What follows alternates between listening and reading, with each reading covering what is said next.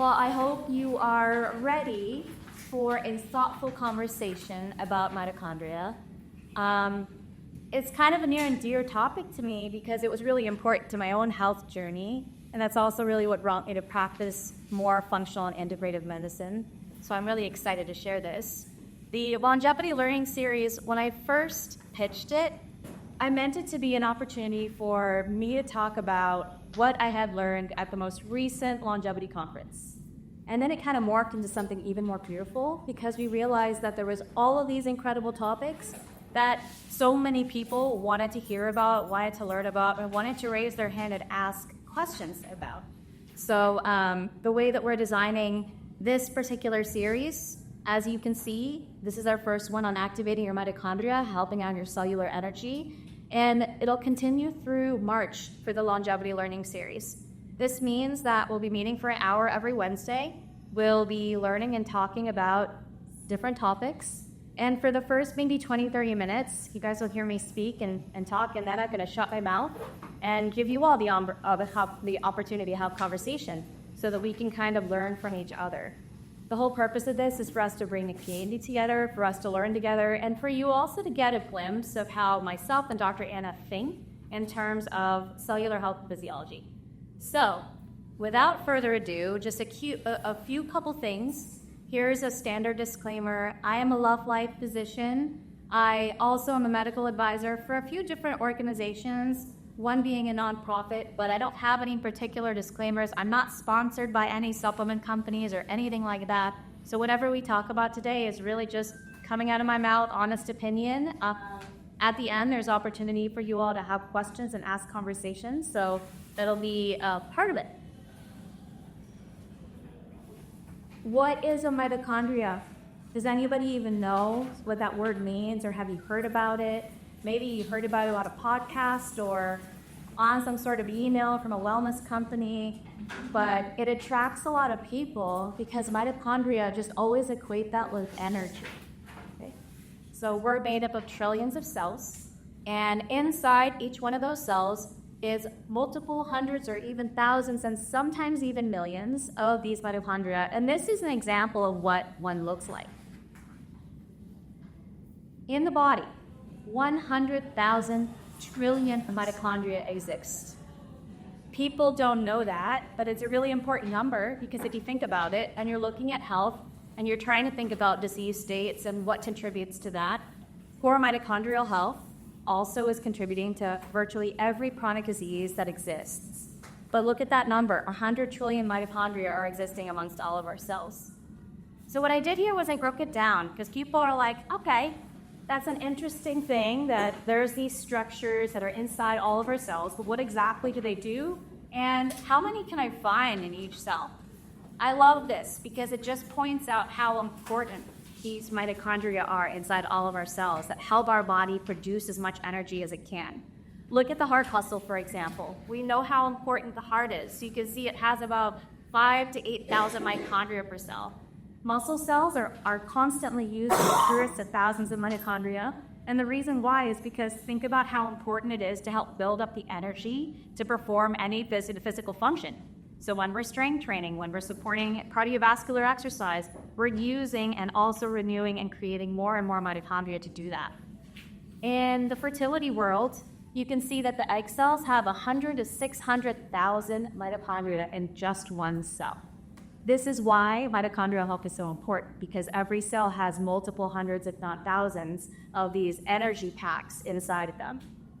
And whenever I see patients that are coming to me with period issues, so lost a period, irregular cycles, trying to get pregnant, trying to hold on to a pregnancy, trying to support even bodies postpartum, these egg cells, when I think about how much energy it takes to generate the important egg cells that are involved in fertility and pregnancy, this is why we focus on mitochondrial health, because it takes that much energy for your body to even produce and support having a baby. That's just one example. So here's one little lonely cell, and earlier I showed you the example of the mitochondria, so you can see that this is an example of the structure. But this doesn't do it justice, because this is only showing you 1, 2, 3 mitochondria, right? And then I just told you that the body is made up of 100 trillion mitochondria, and that certain areas of the body energetically need more power, like the brain, like the heart, like the ovaries. So these mitochondria probably times 100 is what you would typically see in some of those examples of the cells that I showed you. Another reason why it's important that we talk about mitochondrial health. We know that your body is made up of cells, and groupings of those cells become tissue, and groupings of those tissues become different organs, which then create organ systems and then produce the organism. Now, most of the time, people think of all of these different organs as being separate entities, but when we think about the body as a whole, all of them are connected to each other by lots of different channels. So even when you're thinking about the roots of medicine and why people practice certain ways, the functional and integrative medicine model is to think of the whole body as all being connected. Thinking of the mind, thinking of the actual body being connected to each other, we call it mind-body medicine. And we also celebrate and honor that with some of our experts who utilize different techniques to support it. One of the first topics when I think about mitochondrial health is understanding your caloric needs. I mentioned that mitochondria is about energy. So if we're trying to create energy in the body, it's always going to be, number one, what are we putting in, right? And one really important task that we do at Love.Life also helps us understand that is called a resting metabolic rate, so that we can see when somebody is in a relaxed state, what are their metabolic needs? How many calories do they eat just to perform basic functions? We're not talking about exercise, we're talking about at rest. What does this look like for each individual? So all of our members that come through, they also start with doing resting metabolic rate test. So it gives us that information for you uniquely as an individual. What does this look like for you? But when we talk about it in terms of caloric needs with mitochondria, know that you'll learn about different ways to fast. And fasting is also a really important part of cellular health and helping those mitochondria that are inside our cells work even better. I never subscribed to diet dogma, so I don't think that there's a one perfect diet for every single human being. I feel as though every individual, unique to their experience and their life and culture, etc., there's always some nuances, and that really should be a personalized approach. But we do know that generally speaking, there are many different ways to fast, and all of those different ways of fasting all can support how well those cells derive energy to help your body work. Whether we're talking about fasting for an entire day, that's typically what we think of with fasting is, a full 24-hour period of absolutely nothing to eat, but mainly there might be water, there might be coffee, there might be tea that are included in those regimens. And then there's things like the fasting mimicking diet, which allows a small or lower amount of calories into your body, but it's still mimicking this concept of fasting because fasting can help the cells work more energetically. I don't always think that it's for everyone. Not everybody should be fasted or should be doing any sort of fasting or intermittent fasting, and that goes back to the nuances, which is why when patients see us at Love.Life, they're always talking to their registered dietitian and even their health coach about, is this for that? Should I be fasting or should I not be fasting? One important consideration that I always think about when it comes to fasting is, even though fasting can be really great for your cellular energy, it doesn't always apply to everyone. And that's important. Not everybody should be fasting. Here's a good example. I love hormones. So any of you that have seen me as patients or having been seen me in private practice before, I love talking about hormones. You know that those are these really great chemical connections that happen with different parts of our bodies to help support metabolism, energy, and function. The thing is if you are in a fasty state and your body feels that sense of starvation, unfortunately what can happen is the cortisol levels can go up, and then your body feels very stressed. And then it signals an alarm on the inside of your body saying, oh my gosh, where's all the food? Where is all the energy? And then the mitochondria don't have enough of what they need in order to help all of these cellular functions. So fasting isn't great for everyone. And for people that are in the fasted state, that do this as part of a regular routine, it's so important that you're always talking to your doctor about it. So at least they can help guide you. The other thing that I think about the fasting is I used it in different parts of my own health journey from breast cancer. I'm a breast cancer survivor from my early 30s, and I used fasting very specifically for a purpose. So think of it as a tool. Think of it as one of many tools in a toolbox that might apply to you in terms of, is this for me? Is this something that I should do? And always talk to your doctor or your registered dietitian or even health coach about it, because doing it on your own can be pretty scary, and it can also be not so good for you. When I used fasting, I used it post-chemo. And so in my mind, what was important was, let me put my body into a state that was going to support mitochondrial health as best as possible, because I know that my cells aren't working well. And I used a regimen that I think was maybe a 5-day fast, and I was mainly doing just hydration and juice for that 5 days. It was about 5 days. And then I was doing it about twice per year. Now, remember what I said, that there's different ways that people can fast. Some people are doing like a juice cleanse. Some people are fasting for multiple days. Some people are just honoring their body's circadian rhythm, and they're just fasting when the sun goes down. That's also a fast. Why would people want to do that? Because we think about your circadian rhythm, and we think about the way that your body was really meant to function. We're meant to support lots of energy throughout the day when the sun is up. And then overnight, we're not meant to be eating late dinners at 12 midnight, because then the body was really then trying to focus on digestion instead of rest and sleep. So I like to subscribe these days to chrononutrition. Chrononutrition really is that study of really focusing on eating during daytime and letting your body rest with very little food during the dark nighttime hours. How does that sound? Does that sound reasonable to think about if you're thinking about fasting? Yeah, see a lot of heads nodding. So every time I have a late meal, 11 p.m., or if I was to have something like that, I'm thinking my body wants to rest and relax, but instead of eating, so now I have to focus on all this digestion, and of course that ends up disrupting sleep. So that is my spiel on fasting. Know that there are many different kinds. There's always opportunities for people to try things out. Always talk to your doctor about it, and don't try to do it on your own, because it can be detrimental for some. Exercise.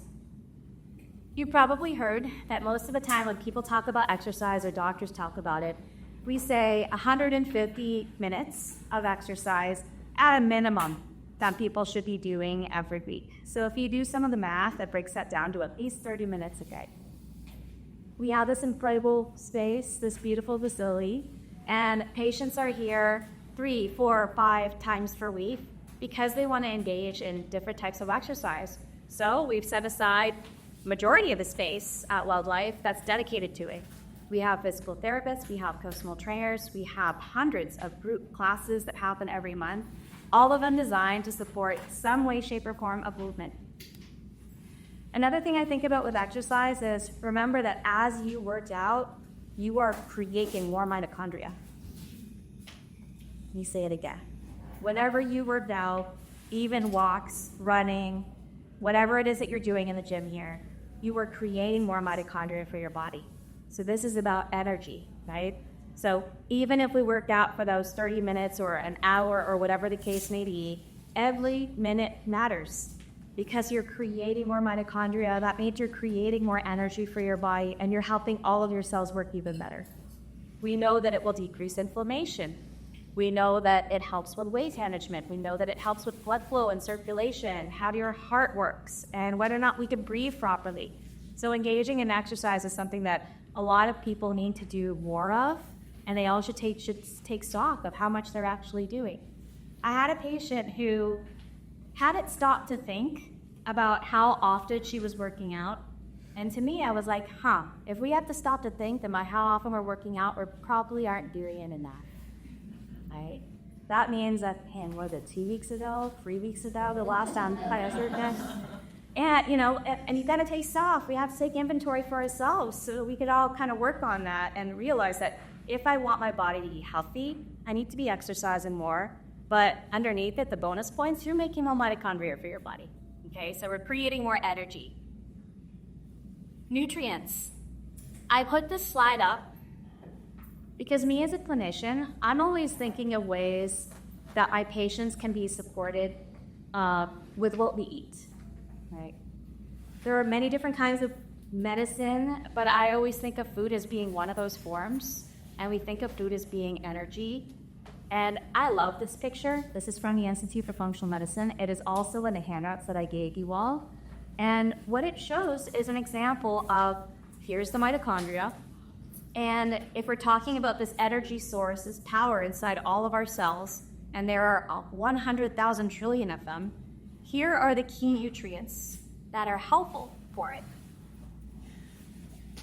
You probably recognize some names: carnitine and magnesium, B vitamins, omega-3 fatty acids, alpha-lipoic acid, vitamin C, N-acetylcysteine, CoQ10. And you can see they're kind of grouped separately because some are supportive of consumption and some are helping to get rid of free radicals. This is the fun word. What's a free radical? Free radicals are like chemical combustion that happen inside cells that need a place to go. That's the way I like to think of them. So if you think of lots of smoke coming out of the top of a building, that needs a place to go. It goes up into the sky. In our cells, it also needs to get processed. And so here are some of the key nutrients that help to support that. So then my next question is, where can people find these nutrients? What foods are they found in, right? So when you look at paper that I've given you all, it kind of breaks down some examples of what each nutrient is.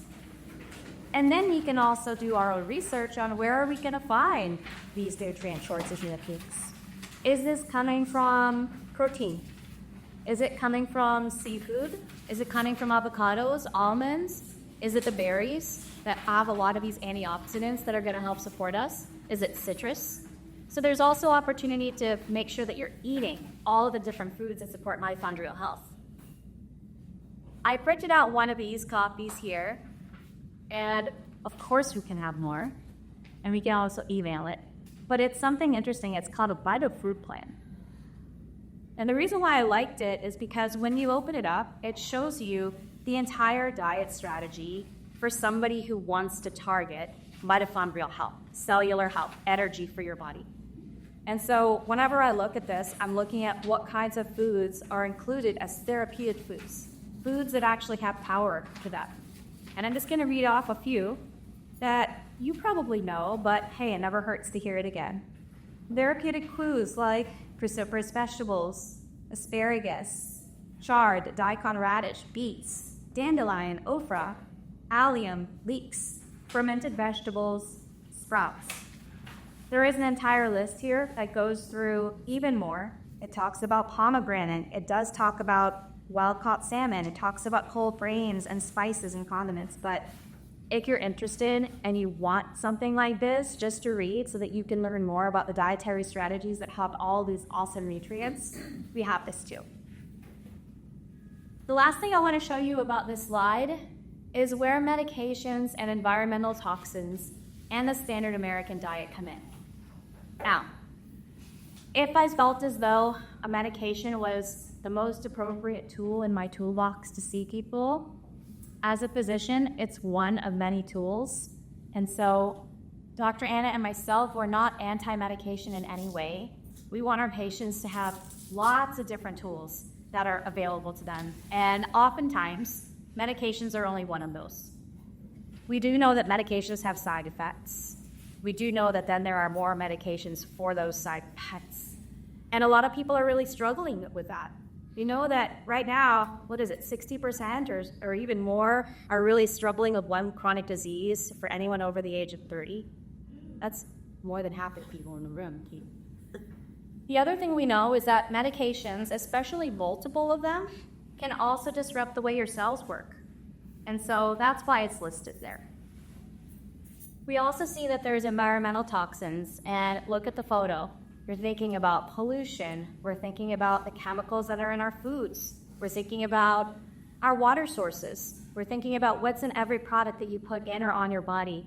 And then we're also thinking about the ultra-processed foods and the standard American diet that are also problematic.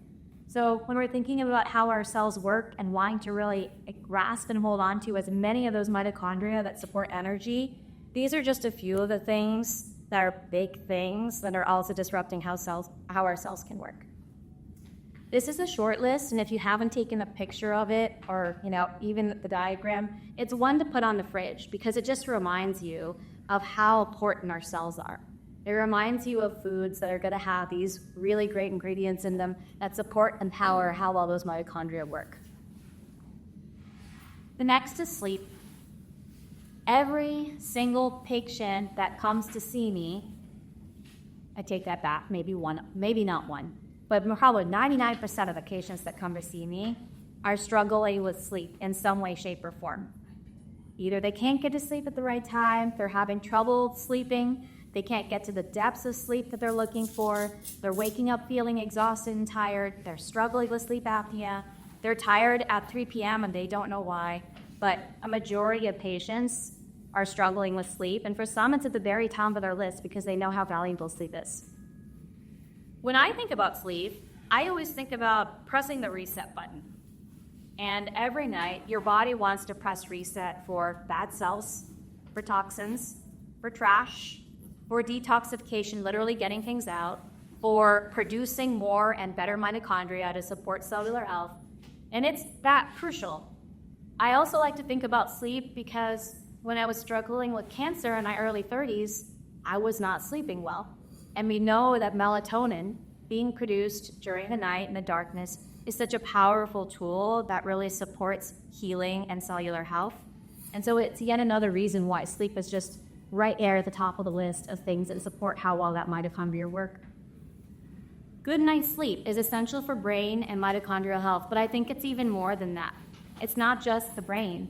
We do know that if you are having a really great restorative, well-rested sleep, it's going to support how well you work. It's going to support how well you live, how well you thrive. It's going to affect the way that your brain is producing the right chemicals to support your mood.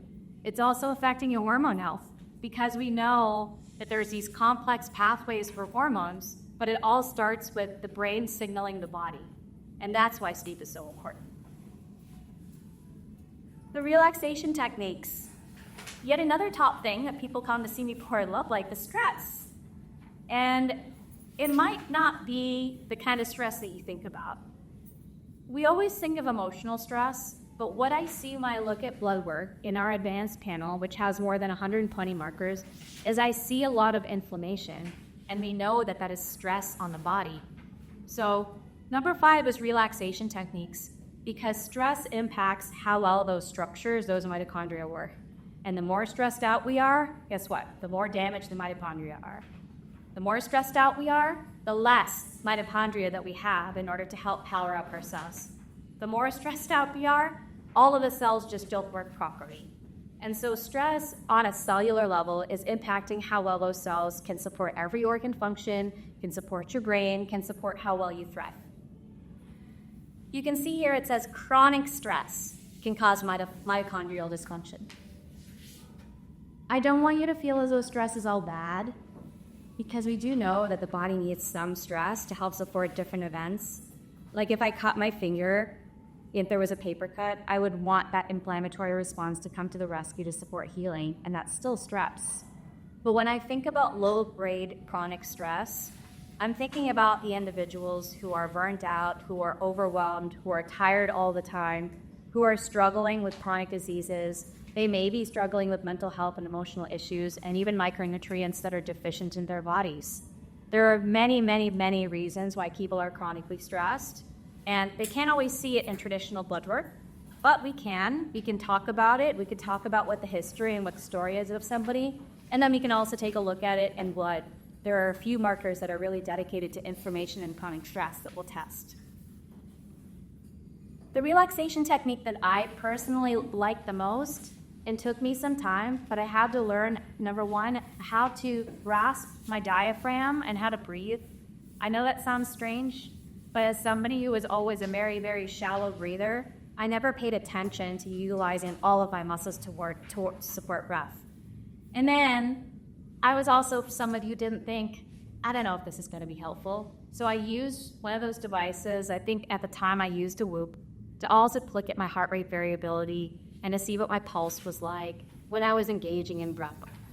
And lo and behold, there is data to support that if you engage in certain things like meditation and breath work and even yoga, physiologically, it does create a positive impact and change on your body.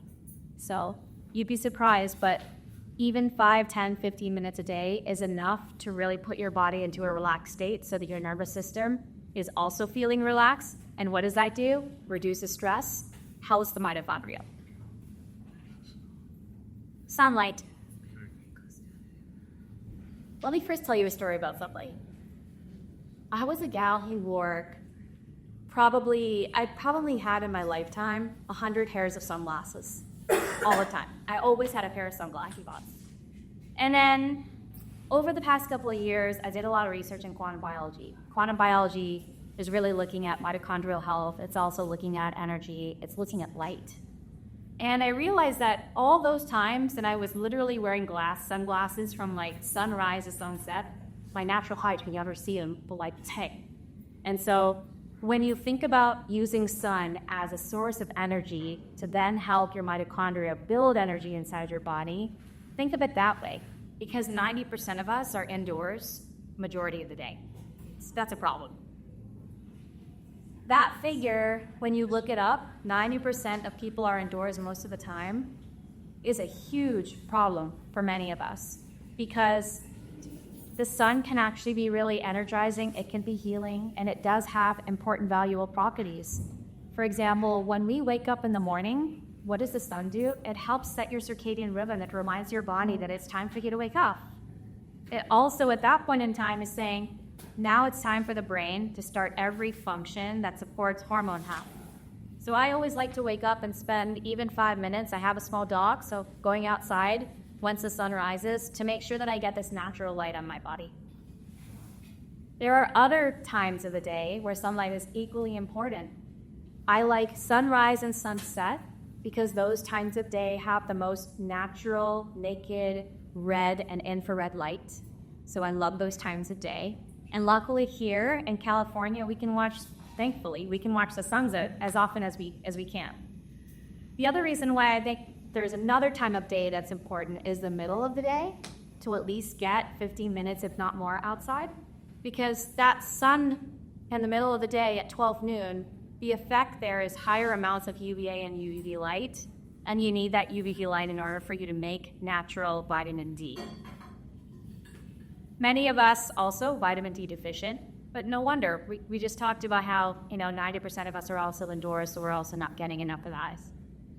And yes, there's supplementation, but if we can get natural sources, we always want to start there first, and then use the supplements to kind of help fill in some of the gaps. Red near infrared light. I love this photo. These are our sunlight and amplified saunas that are in the back here at Love.Life. How many of you have used our saunas? Did I hear daily? Yes. Yeah, so what I love about our saunas, there's a few things. We were very, very thoughtful. Thank you, Michael.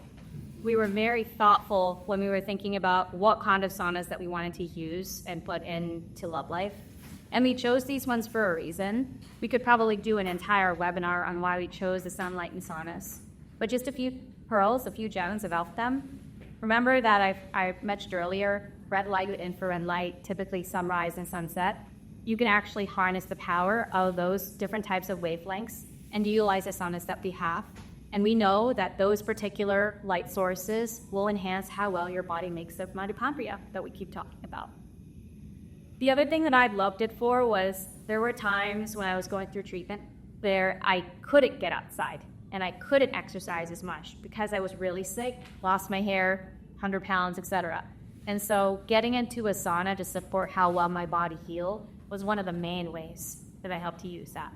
And as far as how much or how often, there are some studies that show that about 20 to 30 minutes in a sauna, up to 3 times per week, maybe even more for some of you, gives you better cardiovascular health and probably can reduce your risk of cardiovascular disease by at least 20 to 30%. And that's not nothing, especially for people that are very high risk. Another thing I like about the sauna is once you walk out of one of our sunlight and saunas, you're still getting the benefits for at least 30 minutes after you walk out of the sauna. That means that if you're pressed for time and you want great bang for the buck for some of the things that we have in our recovery suite, this is one of them. Because half an hour in here is almost like an hour of supporting healing and better mitochondrial health. Last curl about saunas before I move on. what I love is that you think that more is better, and that's not necessarily the case. You can actually get into a sauna that is between, I believe it's somewhere between like 100 and 130 degrees. That is a red infrared sauna, and you are still getting therapeutic benefits. And they've studied that. So some people who feel like they need to be in there for an hour or longer or need to be at higher temperatures, that's not always the case. You can be in there at softer temperatures and still get great support for your body. Cold exposure. How many of you, more than half the room raised their hands for the sauna, so how many, okay, I see somebody with 2 hands out for cold exposure. So I'm curious, have all of you used the, okay, all right, the cold plunges. So here you see cold exposure activates muscles and brown fat to make heat. What makes the heat is actually inside of your cells. It's the mitochondria that is making this heat for you. And so remember how he said 100,000 trillion mitochondria.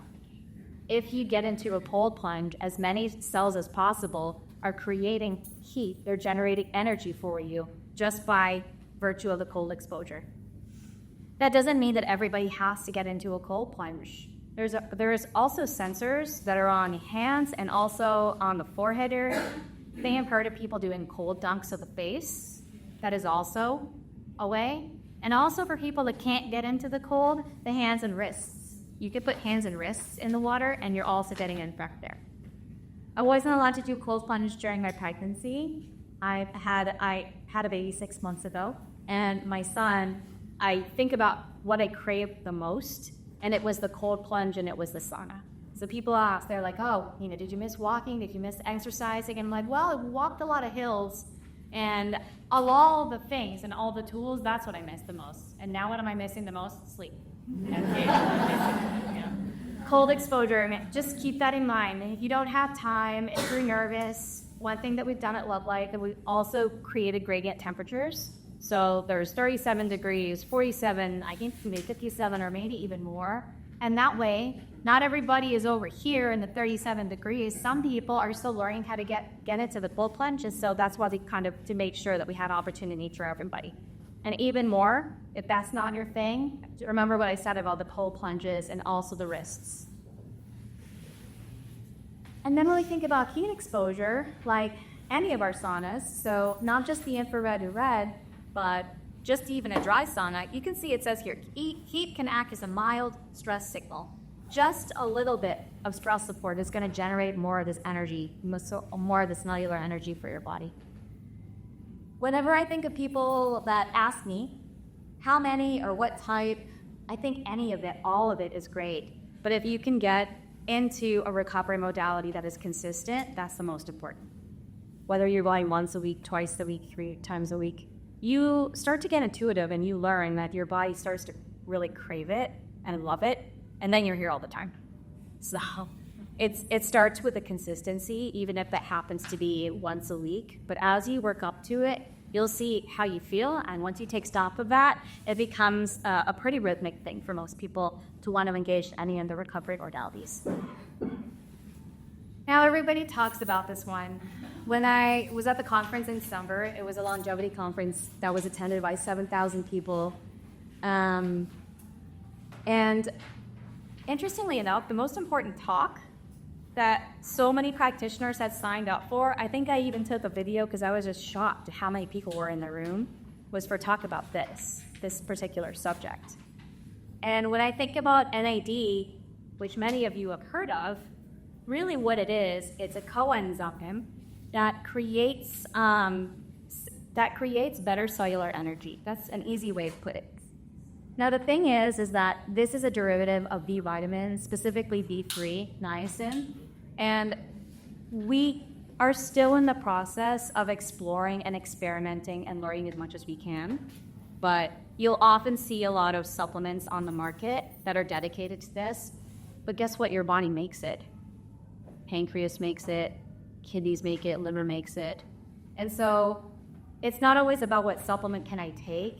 It's more about what kind of nutrients can I power through and put in my body that are going to naturally help to build up my own NAD levels. And so I mentioned it was a derivative of B vitamins, of niacin, which is B3.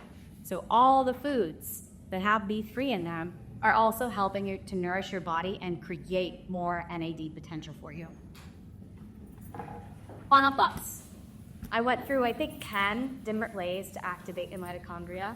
Some of you are doing all of them. Some of you are only doing a couple of them. But there's opportunity for all of us. Because when I think about cells and I think about how important it is for your body to have as many of these mitochondria being generated to support cellular energy, it's literally foundational, right? Sleep, stress, how you move, access to sunlight and outdoor exposures, what kind of nutrients are you putting in?